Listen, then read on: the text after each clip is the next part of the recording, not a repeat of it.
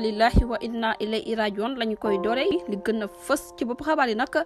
dañu koy door rek génn àdduna kii di Aïda Sow nga xamante ne rek ab infirmière la woon foofa ca suma assistance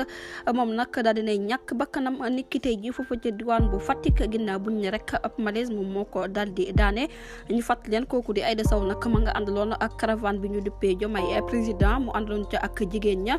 ca la daal di def boobule malaise waaye li nga xamante ne rek moom mooy jébbal biñ koy jébbal boromam nag xamaguñ ban date la naam sax def nañ ab autopsie ngir xam nag bu baax lan moo tax rek mu daal di faatu